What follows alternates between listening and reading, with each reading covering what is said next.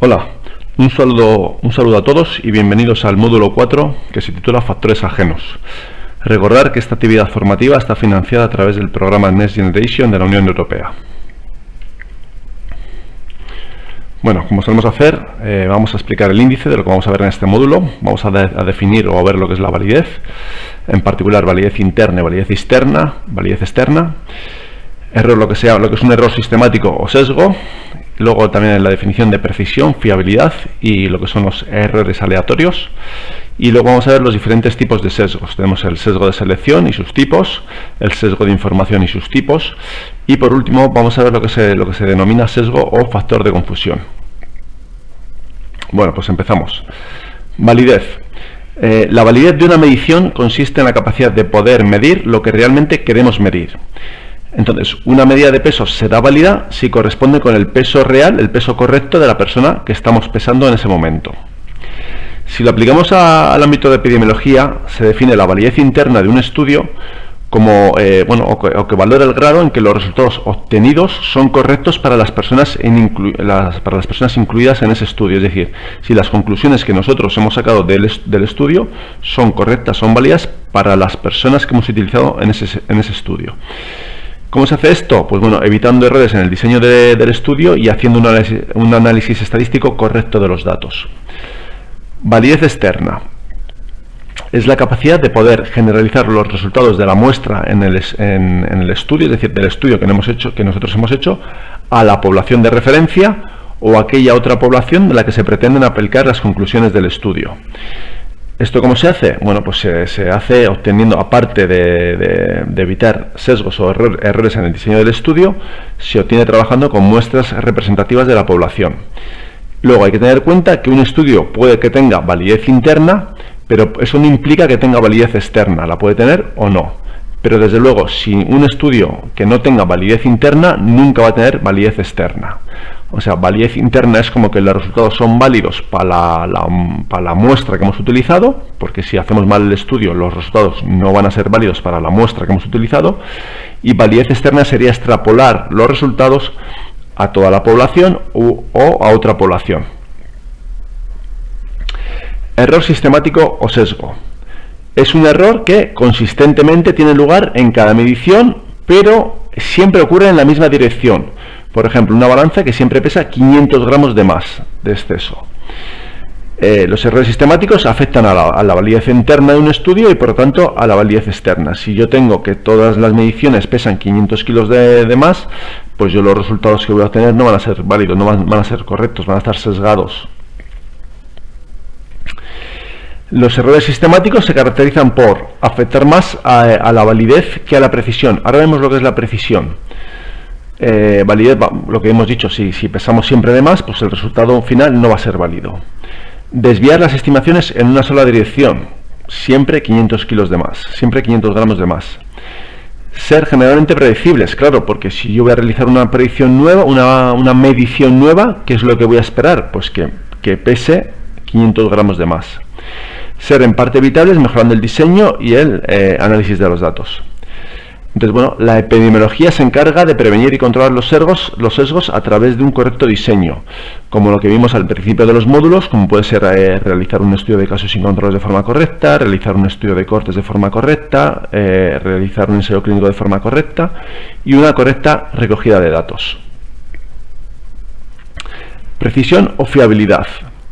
La precisión o fiabilidad de una medición valora la reproductividad de una medición, es decir, la capacidad de poder obtener un mismo valor cuando una medición se realiza sobre la misma persona en más de una ocasión y en condiciones similares. Imaginar que yo tengo una báscula y yo me subo a la báscula. Imaginar que me da 80 kilos.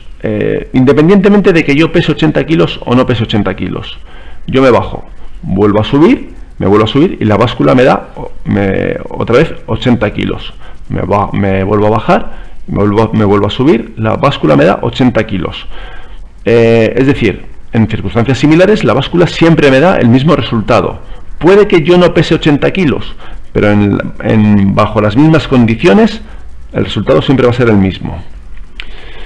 También se habla de reproductividad al valorar medidas realizadas en una misma persona, pero por investigadores diferentes. A lo mejor tenemos un paciente que le pueden ver varios médicos. Entonces, a lo mejor el primer médico dice que está enfermo, el segundo médico dice que está enfermo ese mismo paciente, y el tercer médico dice que ese paciente él no considera que esté enfermo, que tenga la enfermedad que estamos estudiando. Luego, a mayor precisión, que por decirlo así, menos variabilidad, pues más estrechos van a ser los intervalos de confianza que vayamos a construir. Por otra parte, lo que se denomina error aleatorio es un error que no es constante en cada medición, no siempre va a ir en la misma dirección como veíamos antes, no ocurre eso, es en la misma dirección, ocurre por azar y son impredecibles. A veces se obtendrán valores mayores y a veces valores menores, falta de precisión. ¿Qué va a pasar con el error aleatorio? No afecta a la validez interna porque, por decirlo así, lo que un valor suma de más y otro de menos, pues a lo mejor cuando hacemos la media nos da una media correcta. Entonces no afecta a la validez interna, pero sí va a dificultar la posibilidad de encontrar asociación entre dos variables por la imprecisión de las medidas. Como va a haber más variabilidad, entonces es más difícil que se obtengan resultados significativos o estadísticamente significativos.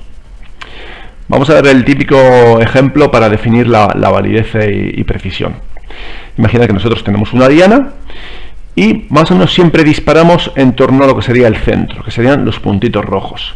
Si yo hago la media de todos estos disparos, bueno, pues va a estar como por el centro de la diana. Entonces se dice que este ejemplo es válido porque, digamos, la media, lo que sería el puntito naranja, está en el medio de la diana, y es preciso porque los puntitos, los disparos están más o menos todos concentrados. Si yo te digo el próximo disparo, ¿hacia dónde va a ir? Pues bueno, pues va a ir en torno al medio. Lo que no esperemos es que el próximo disparo se vaya pues hacia las afueras. Como podría ser aquí el ejemplo de la diana, que están todas las flechas en el centro. Preciso pero falta de validez. Claro, preciso es porque tenemos que todos los disparos están más o menos juntitos, pero no es válido porque si yo hago la media, que sería el punto naranja, está muy alejado de lo que sería el centro de la diana. Entonces, en esta situación tenemos precisión, pero falta de validez, que sería mucha precisión y poca falta de validez. Este ejemplo de aquí, están ahí todas las flechas juntitas, pero lejos del centro. El error aleatorio se dice que es impredecible, porque no sabemos si va a ir aquí arriba, o aquí abajo. Es simétrico, bueno, más o menos estos errores son simétricos, uno va por arriba, otro por abajo, uno por la izquierda, otro por la derecha. Es inevitable, pero bueno, es estimable porque, bueno, si la media, por decirlo así, va a ser correcta. En cuanto al error sistemático, es predecible porque si yo digo que voy a hacer un próximo disparo, ¿por dónde va a caer? Esperemos, pues por esta zona de aquí. Es asimétrico, claro, estamos disparando aquí y sin embargo por esta parte de aquí no tenemos ningún dato y es corregible. En este caso de la diana, pues posiblemente la escopeta tenga el cañón torcido. Si lo corregimos, pues posiblemente hemos solucionado el problema. Válido, pero falta de precisión. Claro, yo tengo estos puntos que están muy dispersos, ¿de acuerdo? Pero si yo hago la media, pues la media más o menos cae por el centro. Entonces es válido, pero falta precisión, porque el próximo disparo yo no sé si va a caer por arriba, o va a caer por abajo, o va a ir a la izquierda, o va a ir a la derecha. Pero cuando hacemos la media de todos, sí que nos da en torno al medio. Y luego, por último, lo que sería ni válido ni preciso. Es decir, tenemos un conjunto de disparos repartidos por todas partes, pero si hacemos la media no nos da en el centro de la diana. Entonces en esta situación no sería ni válido ni preciso, que sería este ejemplo, esta situación de aquí. Si lo llevamos a un punto de vista, vamos a decir, a la hora de seleccionar muestras, pues aquí tenemos la validez y aquí la fiabilidad. Entonces si encontramos una muestra que más o menos todos los datos están juntitos y en torno a la media, al valor verdadero, pues que vamos a tener una validez alta porque la media de todo esto va a estar en torno al valor correcto, y una fiabilidad alta porque más o menos todos los puntos están concentrados. Validez baja y fiabilidad alta. Los puntitos, los valores medios están más o menos juntitos, pero se alejan de la media, se alejan del valor correcto. Entonces aquí tenemos mucha fiabilidad, pero poca validez. Aquí tenemos el caso de la validez alta y fiabilidad baja. Fiabilidad baja porque los datos están repartidos, no están juntitos como puede ser este caso de aquí arriba, pero sin embargo cuando hacemos la media, pues la media estaría en torno al valor verdadero. Y por último, baja validez y baja fiabilidad, donde los datos están repartidos y además lo que sería, si haríamos la media de estos datos, pues no correspondería al valor verdadero. Bueno, si tenéis alguna duda, pues ya lo vamos viendo en el foro. Vamos a ver un ejemplo de una báscula o la precisión de 4 balanzas. Imaginad que tenemos una persona cuyo peso real es de 80 kilos. Entonces tenemos la primera balanza donde pesamos 80,01, ¿no?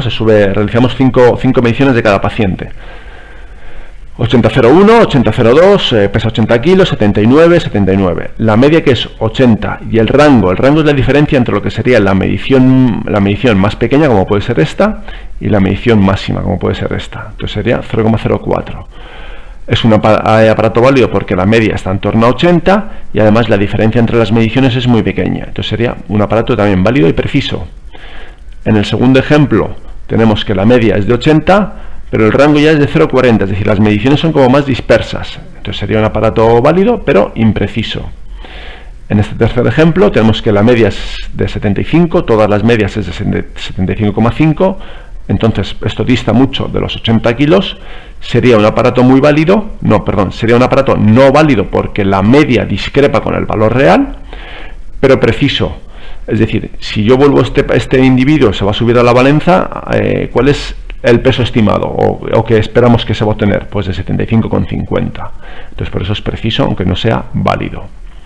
Y por último tenemos un ejemplo donde la media es de 81 y el rango, la diferencia entre la medición más pequeña y la máxima, es de 6,2 kilogramos. Entonces es un aparato que se dice que no es ni válido ni preciso.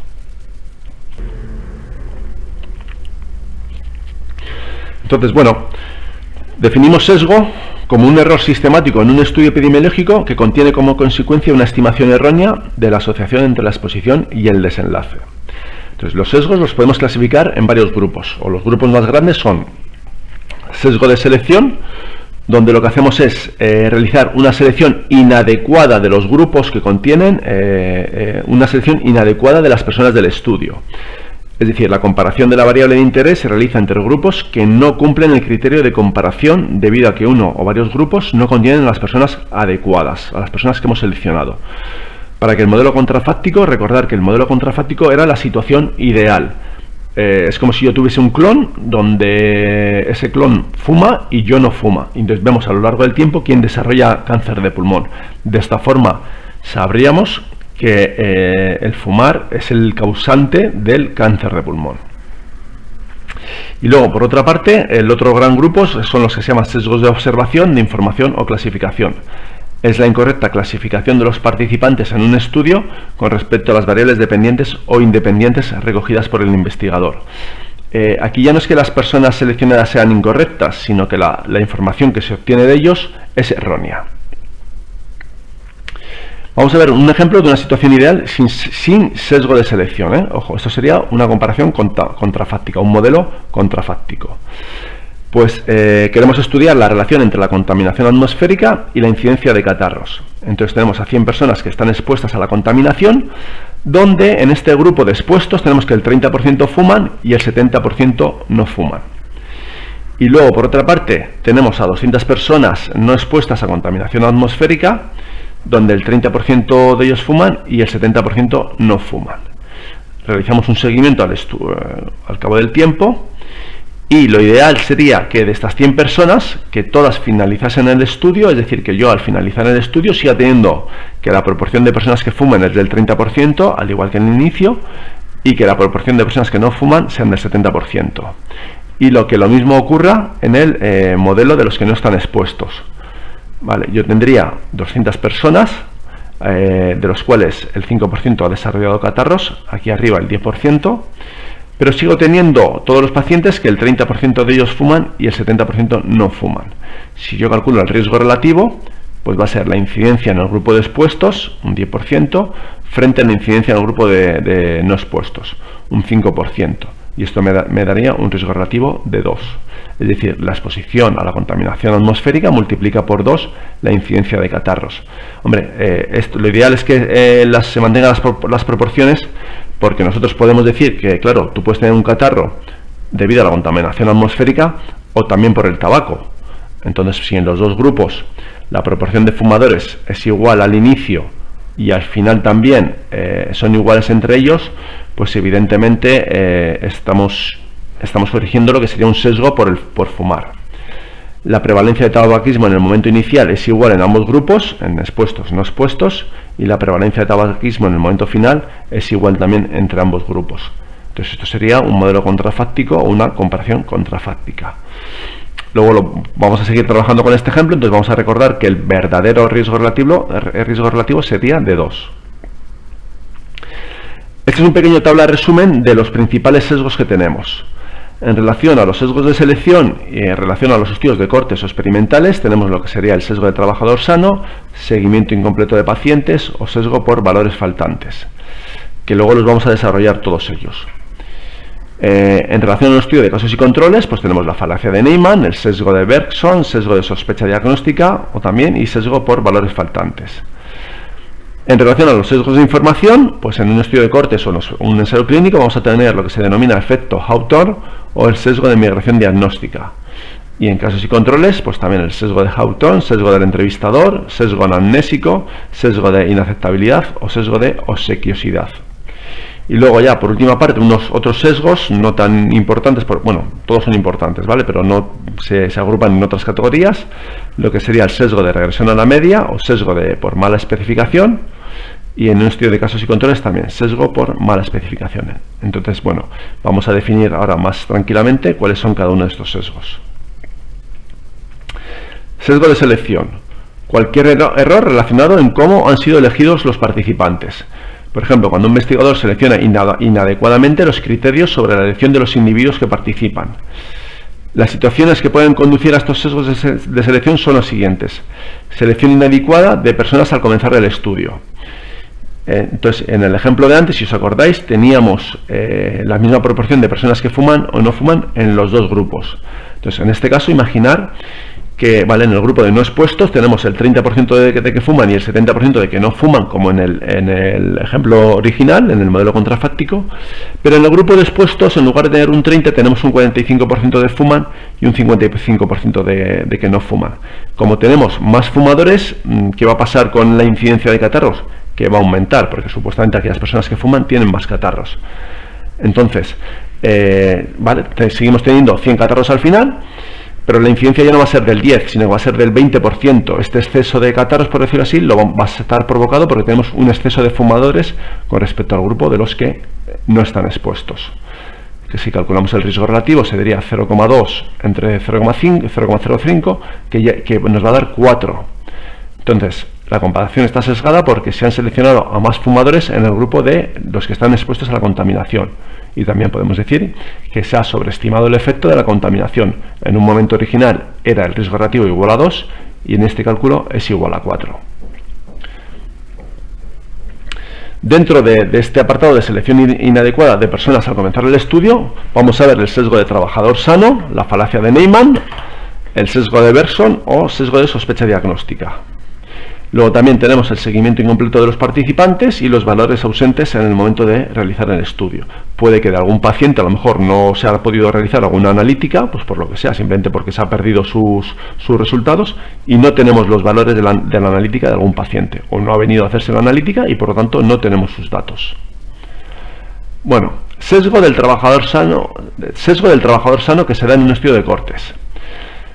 Entonces, al valorar a trabajadores con ocupaciones de alto riesgo, de morbimortalidad y al compararlos con un grupo de población general, puede suceder que no encontremos ningún problema en la ocupación estudiada o que el problema identificado sea menor de lo esperado porque estos trabajadores son personas especialmente sanas. Imaginar que queremos comparar a este grupo de pescadores que están trabajando en Terranova, por ejemplo, con un grupo de trabajadores que están trabajando en una oficina y queremos ver quién coge la gripe más veces al año. ¿Qué va a pasar? Que a lo mejor desde un principio podemos pensar que este grupo de trabajadores, los pescadores, como están expuestos a temperaturas más frías, van a coger más catarros. Pero ¿qué pasa? Que para estar trabajando en Terranova, en estos barcos, desde luego tienes que ser personas, no puedes ser una persona que estás constipando cada semana, porque sería inviable. Entonces a lo mejor esperamos encontrar diferencias entre este grupo de personas con respecto al de la oficina, que está calentito con su regulador de temperatura, y a lo mejor resulta de que no encontramos diferencias significativas porque estos trabajadores, al ser más fuertes, se constipan incluso menos que el trabajador que está en una oficina. Entonces, ese sería el sesgo del trabajador sano. La falacia de Niemann o sesgo de supervivencia. Cuando vimos el tema de los estudios de casos sin controles, en el módulo 1 ya comentamos algo de este tema. Consiste en realizar el estudio de casos y controles con casos prevalentes en lugar de utilizar casos incidentes. Recordamos, los casos incidentes son los casos nuevos que aparecen en una población cuando empezamos el estudio. Y los casos prevalentes es cuando seleccionamos personas que ya están enfermas cuando empezamos el estudio. ¿Qué va a pasar? Que las personas que tienen un peor pronóstico fallecen antes por presentar formas más graves de la enfermedad. Entonces, presumiblemente han tenido un grado mayor de exposición al factor de riesgo. Los casos prevalentes, como son los que más sobreviven, serían entonces personas menos expuestas y no representan realmente la exposición presente en todos los casos, sino la exposición en casos más leves. Es como si cogiésemos los enfermos más leves, que no se mueren, sino que viven más años. Entonces, claro, eso no sería sería correcto. Habría que coger a personas, a casos que han estado muy expuestos y casos que han estado poco expuestos. Si cogemos solo casos poco expuestos, pues a lo mejor viven más y no se van a encontrar diferencias estadísticamente significativas donde sí las habría. Sesgo de Bergson, casos y controles hospitalarios. Este sesgo, la verdad es que lo vamos a entender mejor con el ejemplo que lo que sería la definición. Bueno, ocurre cuando la presencia en el hospital de los casos y controles expuestos y no expuestos viene determinada por una variable relacionada con la exposición y de manera diferente en los casos y controles, de manera que la ratio resultante está sesgada. Vamos a ver el ejemplo, que es más claro. A realizar un estudio de casos y controles hospitalarios con pacientes diagnosticados de cáncer y pulmón y controles, ¿vale? Los casos serían los pacientes diagnosticados de cáncer y pulmón. Y para seleccionar los controles, los seleccionamos son controles que provienen de un hospital donde existe un programa de cesación tabáquica conocido por su eficacia. Entonces vamos a tener mayor probabilidad de que cualquier posible control sea un fumador que está ahí por la reputación del centro en este área en relación a la cesación tabáquica. En este caso habría una subestimación del efecto perjudicial del tabaco porque prácticamente todas las personas que vamos a coger han fumado. ¿Vale? Lo que no puedo escoger como controles son personas, ¿vale?, que a lo mejor no tienen cáncer de pulmón pero que fuman, porque si no estaríamos subestimando el efecto. Los controles en realidad tienen que ser personas que podemos coger, a lo mejor si cogemos los controles de un hospital, pues son personas que van a estar a lo mejor enfermas, pero cuya enfermedad no tiene nada que ver con el cáncer de pulmón. Pues a lo mejor podemos coger del servicio de traumatología o de rehabilitación, pues porque se han roto la pierna, o tienen la espalda mal, etcétera, ¿vale? Pero cualquier otra enfermedad que no esté relacionada con el cáncer de pulmón. Sesgo de sospecha diagnóstica. El título ya lo indica un poco. El hecho de que un paciente esté expuesto a un factor de riesgo hace que se sospeche antes su diagnóstico. Se va a diagnosticar entonces la enfermedad más en los expuestos con mayor facilidad y antelación. Esto a su vez determina que los expuestos pasen más tiempo etiquetados como enfermos que los no expuestos y por lo tanto vamos a tener mayor probabilidad de seleccionar los casos en un estudio de casos y controles. Es decir, a lo mejor seleccionamos a los casos, bueno, como personas enfermas cuando realmente no están enfermas. Vamos a ver el ejemplo. Este tipo de sesgo ocurre cuando se utiliza el conocimiento de una exposición como criterio diagnóstico. Es aquí donde está el fallo. Si un patólogo sabe que un paciente es alcohólico, ¿vale?, lo que sería la exposición, es más probable que una muestra de hígado en el límite lo etiquete como cirrosis alcohólica. Es decir, un paciente por el mero hecho, que tiene importancia de que es alcohólico, entonces automáticamente ya le vamos a diagnosticar que tiene cirrosis alcohólica. cuando a lo mejor puede que haya alguno que no tenga cirrosis a pesar de que es alcohólico. Y entonces puede que no teniendo cirrosis realmente sea seleccionado como un caso simplemente por el mero hecho de que es alcohólico. Vamos a ver ahora el seguimiento incompleto de los participantes. Bueno, este suele ocurrir en los estudios de cortes prospectivos o en los ensayos clínicos. Otro sesgo de selección es que se pierdan a ciertas personas durante el seguimiento. Está claro que siempre que se realiza seguimientos va a haber pérdidas de pacientes, porque a lo mejor hay pacientes que se han ido a vivir a otra ciudad, ha habido pacientes que a lo mejor han fallecido por otras causas a las que estamos estudiando, simplemente a lo mejor estamos estudiando un tipo de cáncer y a lo mejor hay un paciente que va por la calle y le pega un infarto y ya está. Entonces, este tipo de sesgos es propio de estudios donde se precisa un seguimiento, como pueden ser los estudios de cortes prospectivos y los estudios experimentales, que bueno, el ejemplo clásico es el ensayo clínico.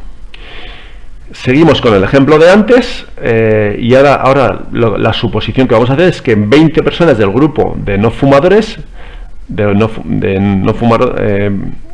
perdón, me he liado. Que 20 no fumadores del grupo de que no están expuestos a la contaminación se van del estudio. Aquí teníamos 100 personas que están expuestos, de los cuales 30% fumaban, que corresponde con 30 personas, y 70% no fumaban, que corresponde a 70 personas. Aquí tenemos 200 personas. Si 30 de ellos decimos del grupo de no expuestos, si el 30% decimos que fuman, corresponde a 60 personas. Y 70% decimos que no fuman, corresponde a 140 personas. Entonces estamos diciendo que de estos 40, 20 los perdemos. Entonces ya no vamos a tener 140, vamos a tener 120. Y ya no vamos a tener 200 sujetos en este grupo, sino que vamos a tener a 180. Entonces, con el seguimiento, este grupo se queda como está, tenemos la incidencia del 10%, el 30-70. ¿Y aquí qué va a pasar? Bueno, pues que vamos a tener las 60 personas siguen siendo las que fuman, pero dividido entre 180, ya no vamos a tener 200. Y aquí en lugar de ser aquí en lugar de ser 140 como teníamos al inicio, que hemos perdido 20, se quedan 120 entre 180. Entonces vamos a tener un 33% de los que fuman y un 66%. Entonces, en lugar de tener un 5%, que era la situación al principio, le hemos subido un poquito el porcentaje, porque hay como mayor porcentaje de las personas que fuman. Ya no es un 30, sino que es un 33. Y le subimos un 6. Entonces, el 10% entre el 6% nos da 1,67, cuando el valor original era de 2. Entonces, ¿qué hemos hecho? Hemos subestimado el efecto de la contaminación. Decimos como que la contaminación no es tan grave. Algo parecido pasa con el sesgo que se dice valores ausentes en el momento de realizar el análisis. A veces nos encontramos con valores faltantes en algunas variables y para ciertas personas de la base de datos. El ejemplo, pues a lo mejor ha habido una serie de pacientes que el día que tenían que hacer la analítica se les ha olvidado o se han hecho la analítica pero se han perdido los datos y esos datos no aparecen recogidos en la base de datos. ¿Esto por qué es importante? Porque cuando se realizan análisis multivariables, como puede ser una regresión lineal múltiple o una regresión logística múltiple, no se excluyen a las personas que tienen datos faltantes, que les faltan datos. Los análisis multivariables se realizan o se tomen a los pacientes que tienen todos los datos completos respecto a las variables que estamos utilizando. Si yo estoy utilizando 6 variables y hay un paciente que tiene las 5 variables informadas y la sexta está sin informar, es un dato perdido o no está informado, ese paciente no se incluye en el análisis multivariable. Entonces es por eso muy importante que tengamos las bases de datos bien completas y bien rellenadas. Entonces en este ejemplo no se obtiene información sobre el tabaquismo en 20 personas de las que fuman del grupo expuesto. Entonces tenemos, ¿no?, el ejemplo inicial, 30% fuman, 70% no fuman, y aquí de los 200, el 30% y el 70%. Hay 30 personas que fumadores, pero no tenemos información de 20 de ellos, por lo tanto nos vamos a quedar con 10. Entonces en la segunda parte ya no vamos a tener 100 personas, sino que vamos a tener 80 seguiríamos teniendo en la base de datos 100 personas, pero para el análisis vamos a utilizar 80. Entonces sería 10 entre 80 y 70 entre 80. Entonces aquí vamos a decir que en lugar de ser del 10%, como hay menos personas que fuman, lo hemos bajado al 7%. Y el grupo de no expuestos se queda tal cual como estaba, con el 5%. Entonces, si dividimos 7% entre 5%, 1,4. Al igual que antes, hemos subestimado el efecto de la contaminación, donde, si os acordáis, el valor correcto era de 2. Entonces, con estos dos ejemplos quiero recalcar la importancia que tiene rellenar bien las bases de datos. Está claro que si un paciente se va a vivir a Madrid y lo hemos perdido, no vamos a poder hacer nada. Pero sí es importante intentar conseguir esos valores que a lo mejor pueden faltar en las bases de datos, intentar buscar si es verdad que no están porque el paciente no se ha hecho la analítica, o simplemente porque ha habido un descuido y no se han introducido los datos que sí están, pero por un descuido no se han introducido en la base de datos. Pasamos con el otro grupo, lo que sería el sesgo de observación, información o clasificación. Decimos que es la incorrecta clasificación de los participantes de un estudio con respecto a las variables dependientes, como puede ser el desenlace, o independientes, como es la exposición, o los factores de riesgo o tratamiento. Se puede producir por procedimientos o aparatos diagnósticos no válidos. Se produce cuando la información recogida sobre los sujetos del estudio es errónea, es decir, ahora los sujetos son los correctos, pero la información que recogemos de ellos es errónea. Los sesgos de información se pueden clasificar en no diferenciales cuando existe la misma proporción de personas mal clasificadas en ambos grupos. Esto es como si un árbitro se equivoca y pita un penalti a un equipo y luego, para compensar, pita otro penalti al otro equipo. Por ejemplo, existe la misma proporción de mala clasificación de la exposición en enfermos y sanos. Es decir, el penalti, si el árbitro se confunde con un penalti a un equipo, posteriormente le pita penalti al otro equipo. Entonces, vale, se ha confundido, pero se ha confundido las mismas veces con respecto a cada equipo. Y diferencial sería cuando no existe la misma proporción de personas mal clasificadas. Esto es que el árbitro se equivoca y pita un penalti incorrecto a un equipo, pero ya está, no le pita otro penalti al otro equipo. Entonces, el sesgo diferencial es más grave, puede llegar a invalidar los resultados de un estudio. Si yo pito un penalti a cada equipo y cada uno mete un gol, bueno, pues se compensa uno por otro. Si yo solo pito un penalti a un equipo y mete gol, ese penalti puede decantar el partido. Vamos a ver un ejemplo de clasificación no diferencial, ¿vale? O sea, está la misma proporción en un grupo y en otro. Imaginar, esto es un estudio de cortes donde tenemos 6 personas expuestas, de las cuales la situación real, 4 desarrollan la enfermedad y no la desarrollan, que sería esta tabla de aquí. Tenemos 6 personas, donde 4 desarrollan la enfermedad y 2 no la desarrollan. Y en el grupo de no expuestos, que también tenemos 6 personas, tenemos 2 que la desarrollan y 4 que no. Tenemos... ay, perdón, me estaba confundiendo, me estaba liando. Tenemos 2 personas que desarrollan la enfermedad y 4 que no. Si calculamos el riesgo relativo, sería 4 entre 6 dividido entre 2 entre 6, que sería esto de aquí, que nos da 4 entre 2, que nos da 2. En este caso de aquí vamos a decir, estos dos sujetos, esto sería el error que vamos a cometer, dos sujetos que no tienen la enfermedad, les decimos que sí la tienen, y estos 2 sujetos que no tienen la enfermedad, les decimos que sí la tienen. Es decir, 2 personas de este grupo los vamos a pasar al de sí, que sí tienen la enfermedad. Entonces, si aquí teníamos 2, 4, estos 2 los vamos a pasar aquí, y me va a quedar 0, 6, y aquí me va a quedar con 2, y aquí voy a tener 4, que sería esta situación de aquí. Si yo calculo el riesgo relativo, sería incidencia en el grupo de expuestos 6 entre 6, y en el grupo de no expuestos 4 entre 6. Me da 6 entre 4, que sería 1,5. Entonces, esto sería una clasificación errónea no diferencial, porque la proporción de errores ha sido la misma en ambos grupos. Vamos a ver otro ejemplo. Clasificación errónea diferencial. Vamos a tener un grupo donde no nos vamos a equivocar, va a ser todo correcto, y va a haber un grupo donde vamos a cometer un error. Imaginad que este es un estudio de casos y controles. Entonces tenemos 6 casos, ¿vale? Perdón, son 5, perdón. Tenemos 5 casos, donde los cuales 4 desarrollan la enfermedad, 4 estaban expuestos y 1 no estaba expuestos. 4 expuestos de los enfermos y 1 no expuestos. Y de los 5 controles, de los 5 controles, resulta de que 3 sí estaban expuestos y 2 no estaban expuestos. Si yo calculo estado ratio, sería 4 por 2 entre 3, 4 por 2, 8 entre 3, 2,7. El grupo de los casos se queda como está, 4,1, pero en el grupo control hay una persona que sí estaba expuesta, que la vamos a poner como no expuesta. Entonces, en lugar de tener 3,2, esta persona que estaba expuesta, el 3 le quitamos 1 y se lo ponemos a los no expuestos, ¿vale? Que sería entonces 2,3. Si calculamos el riesgo, la ratio, perdón, 4 por 3, 12, 12 entre 2, a 6. Fijaros qué diferencia, de 2,7 a 6. ¿Vale? Una diferencia muy grande. Entonces, este sería un ejemplo de un error diferencial. Bueno, vamos con los tipos de sesgo de observación de información o clasificación. Sesgo de recuerdo o anamnésicos, que se da en un estudio de casos y controles.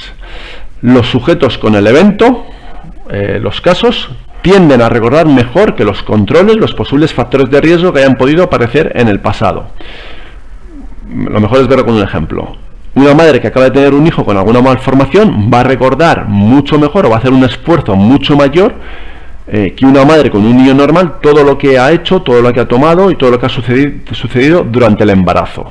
Es decir, el caso va a hacer un mayor esfuerzo en recordar las cosas que el control. Sesgo del entrevistador. El investigador obtiene o interpreta la información de modo diferente a partir de los que tienen el evento y de los que no lo tienen. Es como si, a lo mejor, como yo digo que tengo cáncer de pulmón, pues el investigador sospecha de que yo he fumado mucho en el pasado. Y una persona que no tiene cáncer de pulmón, pues a lo mejor el investigador supone que ha fumado poco en el pasado, pero no tiene por qué ser así. Sesgo de inaceptabilidad. Puede suceder que los participantes se inhiban más acerca de ciertas exposiciones o intenten encubrirlas cuando sospechan que no son exposiciones socialmente aceptadas. Puede ser, evidentemente, el consumo excesivo de alcohol o consumo de drogas ilegales. Esto a mí me recuerda a un estudio que se hizo, que se hacían llamadas por teléfono a una serie de personas donde se les hacía preguntas bastante comprometidas, como si consumían drogas. Entonces, claro, evidentemente, si a ti te llaman por teléfono y te preguntan a ver si consumes drogas, pues casi todo el mundo va a decir que no consume drogas. Este es el sesgo, un poquito lo contrario que del caso anterior, sesgo de obsequiosidad o deseabilidad social. Una persona sobrevalora su exposición a factores considerados socialmente como aceptables. Si a mí me preguntan, ¿usted realiza ejercicio físico? Y le digo yo, sí, 4 veces a la semana. Y además como frutas y verduras, todo saludable. Vale, pues este sería el ejemplo de obsequiosidad o deseabilidad social. Ejercicio físico, consumo de frutas y verduras, o puede orientar sus respuestas en función de lo que el entrevistador quiere oír. También tenemos lo que se llama el sesgo de autor o de atención. Esto también nos pasa mucho en el día a día, nos puede pasar. Los participantes de un estudio pueden alterar sistemáticamente su comportamiento y su exposición cuando saben que están siendo observados o vigilados, o al enterarse de que se les ha asignado un tratamiento. Esto, a modo de broma, puedo decir que es cuando si mañana tenemos que hacer una analítica, y entonces hoy, el día anterior, estoy todo el día comiendo frutas, verduras y hago deporte, pero los 5 meses anteriores al análisis no he hecho nada de deporte y he comido pues un poco lo que me ha dado la gana. Entonces, como sabemos que estamos siendo observados, pues nos comportamos de forma ejemplar. Es como cuando también tenemos al jefe delante, pues intentaremos trabajar de forma más eficiente o de forma más correcta. Está claro que a lo mejor no nos vamos a ir a tomar un café o a desayunar cuando tenemos al jefe delante. Sesgo de migración diagnóstica. Este sesgo ocurre en los estudios que se desarrollan durante muchos años, ¿vale? Coincidiendo con cambios de criterios, con cambios de criterios diagnósticos o con cambios de sensibilidad de los aparatos diagnósticos. Hay que ser prudentes, hay que tener mucho cuidado cuando comparamos series de pacientes diagnosticados en periodos de tiempo distintos. Comparar una serie de pacientes de hoy en día con una serie de pacientes de hace 10 años.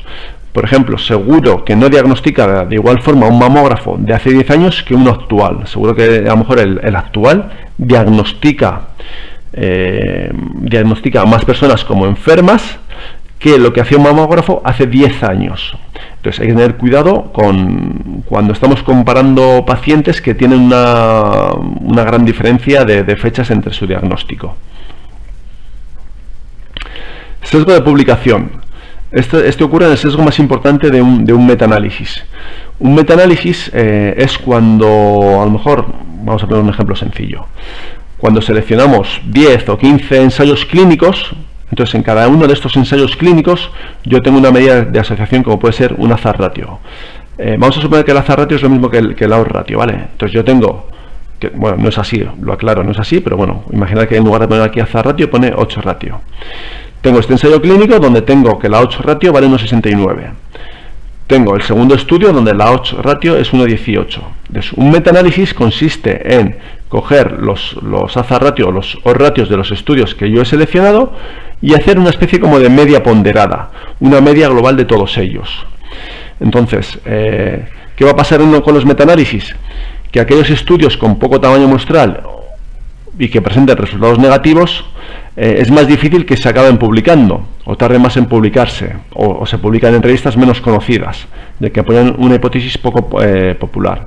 Entonces, cuando nosotros vamos a hacer una revisión sistemática, una bibliografía de los artículos para los cuales vamos a utilizar para realizar nuestro metaanálisis, es muy probable que este tipo de artículos no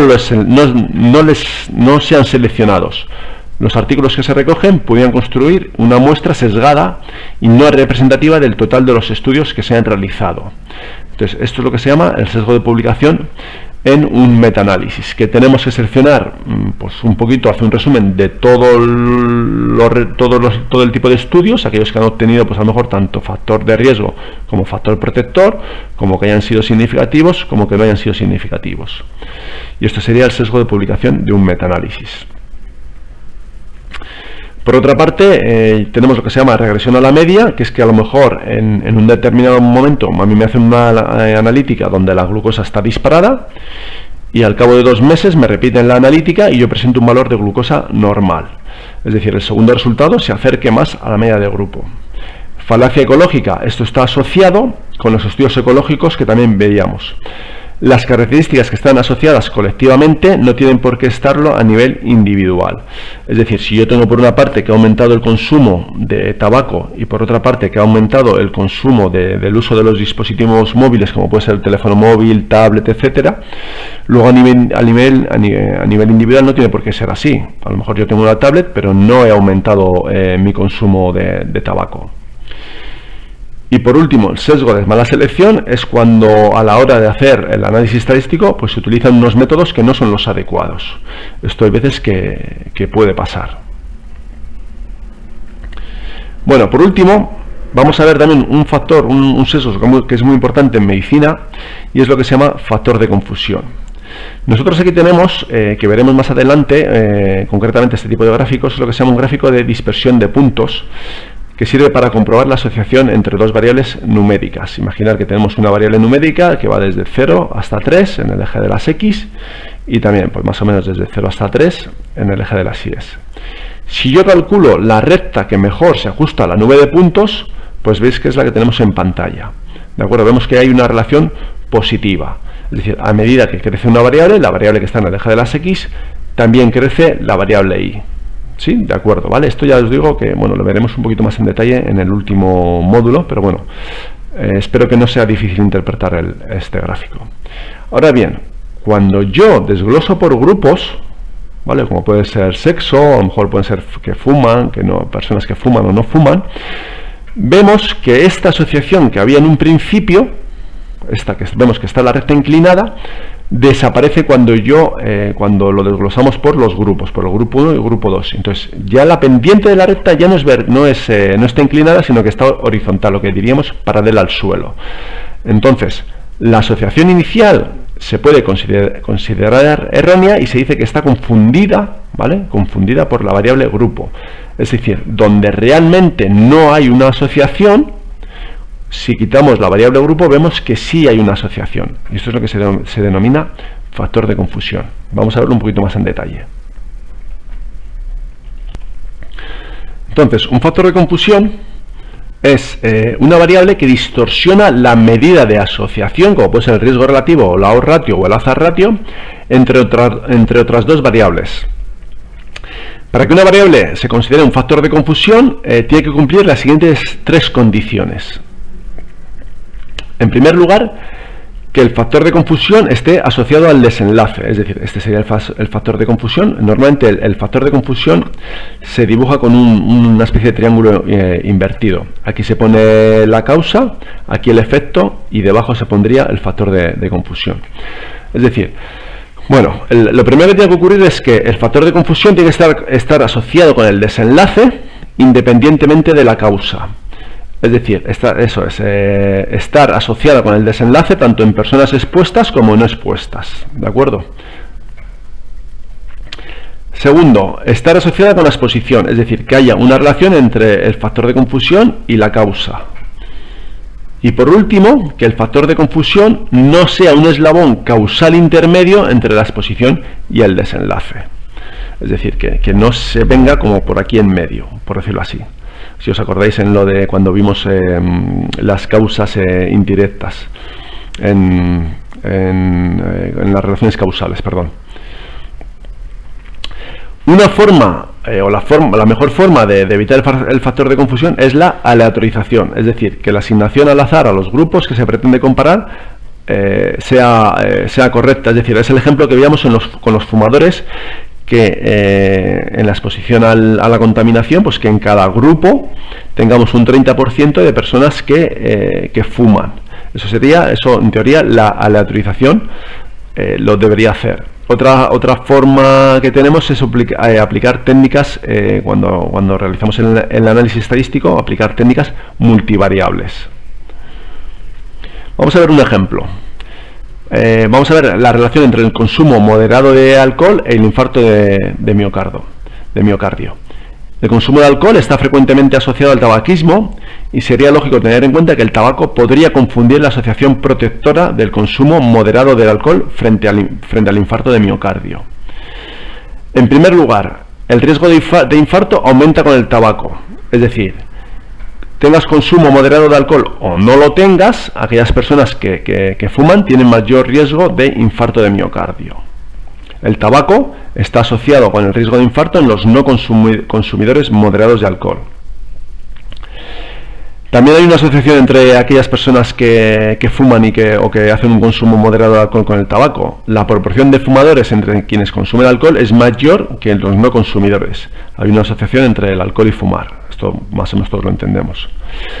Y por último, no es plausible que el efecto beneficioso del consumo moderado de alcohol se realice a través del hábito tabáquico. Esto no tiene sentido, no es un eslabón intermedio. ¿De acuerdo? Entonces, esto sería, desde un punto de vista teórico, lo que sería el factor de confusión, que se tienen que cumplir estos 3 puntos.